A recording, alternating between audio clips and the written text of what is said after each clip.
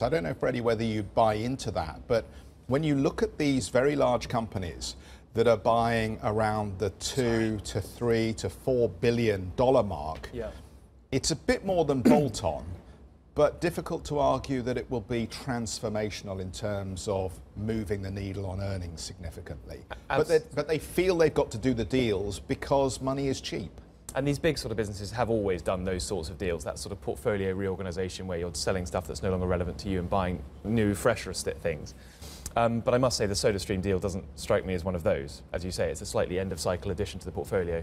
Now, the difference is the argument could be made that it's going to be much more of a sort of fizzy water play than a sort of, you know, adding sweet drink sort of play.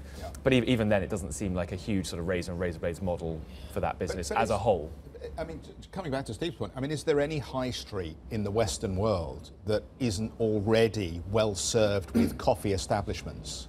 I completely agree. So why step in at this point? But you could have had this argument 20, 30, 40, 100 years ago about public houses, about inns, about bars, and consumer habits are changing. And I think this ties in with our Unibail, Rabdamco, Westfield conversation yesterday. I really do, because I think the way we purchase is changing. Clearly, e-channels are growing and you need to provide more of an experience, and high streets are changing, and demographics in the Western world you just mentioned are changing. And rather than going to the boozer every night, like maybe, I don't know, previous generations would do, people go for coffee now. People have experience on the high street. So I think they've tapped into a word you like, Jeffrey, zeitgeist. Now, whether it's gone too far remains to be seen. But the zeitgeist, it seems to me, is moving on now. Caffeine is the killer.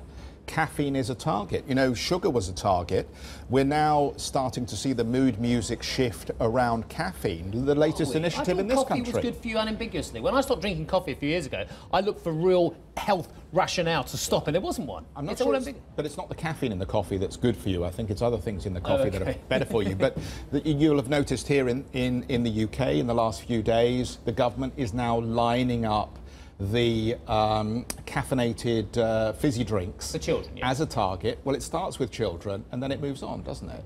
Because you do more and more medical research and then you start to say, well, actually, maybe the benefits of caffeine are not as good as we previously thought. I mean, I think it's going to turn out probably to be another one of these sort of anything in excess type points. And, you know, frankly, from my perspective, it's a bit nanny state to start intervening too much in the coffee or sugar markets, but it's going to happen nonetheless. So I think you've got to be aware of it. Hey everybody, it's Hadley Gamble from our new CNBC Middle East Bureau in Abu Dhabi. Thanks for stopping by. Now, to watch more, you can try one of the videos that just popped up on your screen. And don't forget to subscribe.